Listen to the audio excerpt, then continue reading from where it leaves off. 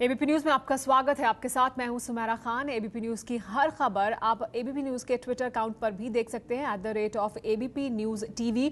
और आप इन खबरों पर मुझसे बात कर सकते हैं, मुझे फॉलो कर सकते हैं @SumairaKH। और अब बात करते हैं 8:30 के स्पेशल की खबर की। आज प्रधानमंत्री मनमोहन सिंह और बीजेपी के पीएम उम्मीदवार नरेंद्र मोदी अहमदाबाद में एक मंच पर दिखे। मौका था सरदार पटेल म्यूजियम के उद्घाटन का। मोदी ने गांधी परिवार पर हमला बोलते हुए कहा कि अगर पटेल पहले पीएम होते तो देश की तस्वीर कुछ और होती। जवाब में प्रधानमंत्री ने भी कह दिया कि सरदार पटेल तो कांग्रेसी ही थे और उनका नजरिया सेक्युलर था। लेकिन इस देश को हम समय हमेशा एक गिला शिकवा रहेगा, एक दर्द रहेगा। हर हिंदुस्तानी के दिल में एक दर्द रहेगा। काश सरदार साहब हमारे पहले प्रधानमंत्री होते तो आज देश की तकदीर भी अलग होती, देश की तस्वीर भी अलग होती। सरदार साहब की कमी यह देश सदा सर्वदा महसूस करेगा। सरदार साहब के जीवन को, उनके कार्य को स्मरण करते हुए हम सब देश की एकता के लिए अपने जीवन में काम करें। इसी एक अपेक्षा के साथ आपका बहुत बहुत धन्यवाद। भारत माता की जय। जय जय गरवी गुजरात। मुझे इस बात की और भी खुशी है कि मैं जिस राजनीतिक दल का सदस्य हूं, सरदार पटेल का संबंध भी उसी राजनीतिक दल से रहा।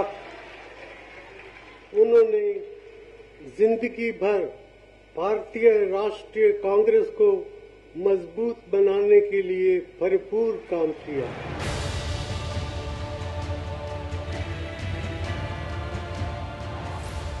अहमदाबाद में सरदार पटेल के सम्मान के लिए सजे मंच पर बीजेपी के प्रधानमंत्री पद के उम्मीदवार नरेंद्र मोदी और प्रधानमंत्री मनमोहन सिंह ने जिस अंदाज में सरदार पटेल पर हक जताया, उससे सवाल खड़ा हो रहा है कि आखिर सरदार पटेल पर हक किसका है? कांग्रेस का, बीजेपी का या फिर पूरे देश का?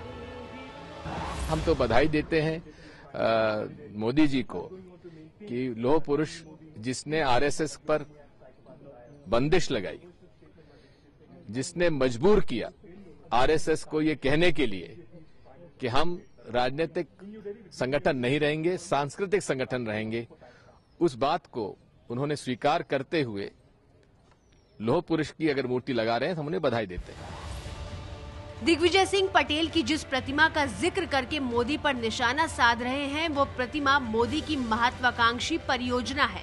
गुजरात में बनने वाली पटेल की वो प्रतिमा दुनिया की सबसे ऊंची प्रतिमा होगी। बहुत विनम्रता पूर्वक मैं भारतीय जनता पार्टी से और उनके जो नए श्रृंगारे महानुभाव हैं, उनसे ये पूछना चाहता हूं कि गुजरात के मुख्यमंत्री होने के नाते या उनके भीतर जो स्वयं सेवक है उसको संज्ञान में लेते हुए क्या वो सरदार पटेल के जो ख्यालात थे राष्ट्रीय स्वयंसेवक संघ को लेकर उनसे इत्तेफाक रखते हैं? कांग्रेस इतिहास के जिस पन्ने का जिक्र करके पटेल पर अपना हक जता रही है, उसका रिश्ता महात्मा गांधी की हत्या से जुड़ा हुआ है। दरअसल महात्मा गांधी की हत्या के बाद सरकार ने आरएसएस पर प्रतिबंध लगा दिया था। जिस समय गांधी जी की हत्या हुई उस समय सरदार पटेल देश के गृह मंत्री थे। उन्होंने तुरंत जो था आरएसएस के ऊपर देशव्यापी जो था उस पर रोक लगाई, उसको बैन कर दिया। और उन्होंने गुरुजी गोलवालकर को और श्यामा प्रसाद मुखर्जी को चिट्ठियां भी लिखी और वो चिट्ठियां आज मौजूद हैं। और उन चिट्ठियों में उन्होंने पटेल ने बहुत ही सख्त भाषा का इस्तेमाल करा। आजादी के बाद भारत के उप प्रधानमंत्री के रूप में राजाओं और नवाबों की 500 से अधिक रियासतों को भारत में शामिल करने का काम का नेतृत्व किया। भाइयों और बहनों, ये कहना गलत नहीं होगा कि आज दुनिया जिस एक और अखंड भारत को जानती है, उसकी बुनियाद रखने में सरदार वल्लभ भाई पटेल जी का बहुत बड़ा योगदान था। उनकी इच्छा शक्ति और शासन क्षमता अनोखी थी और इसीलिए उन्हें लोह पुरुष के नाम से जाना जाता है। इसके बावजूद सरदार पटेल पीएम नहीं बन पाए और मोदी इसी को मुद्दा बनाते रहते हैं। अगर उस समय के घटनाक्रम को देखें तो बहुत साफ लगा कि विभाजन की पॉलिटिक्स जिस किस्म से जिन्ना चला रहे थे उसमें सरदार पटेल का रिएक्शन और फिर सबसे बढ़ के जो मुझे लगता है कि नेहरू का व्यवहार और इन सब के ऊपर राष्ट्रपिता महात्मा गांधी, उनकी पसंद, इन सब ने बहुत बड़ा रोल प्ले किया नेहरू को आगे करने में। पटेल पर सियासत जारी है और कांग्रेस के नेता और सरकार के मंत्रियों के बाद प्रधानमंत्री ने भी सरदार पटेल पर हक जता दिया। लेकिन बड़ा सवाल यह है कि क्या कांग्रेस ने सरदार पटेल पर हक जताने में देर कर दी? ये इतिहास में बहुत स्वाभाविक ढंग से होता है कि कुछ पात्र ज्यादा ऊपर आते हैं, कुछ पीछे छूटते जाते हैं। बाबा साहेब अम्बेडकर बड़ी तेजी से ऊपर आए हैं क्योंकि उनकी पॉलिटिक्स मुल्क में ज्यादा सफल हुई है। पटेल उस हिसाब से पीछे छूटे थे।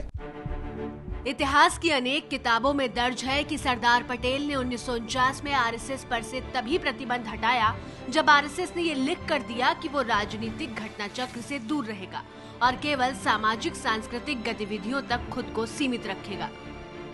पटेल ने बहुत सारी चीजें गुरुजी गोलवालकर को खासतौर से कही और उन्होंने कहा, उनसे एक अंडरटेकिंग मांगी, उनसे कहा कि आप एक अपना जो आरएसएस का एक कॉन्स्टिट्यूशन बनाएं और उसमें बताएं कि आपकी क्या विचारधारा है, आप क्या चाहते हैं।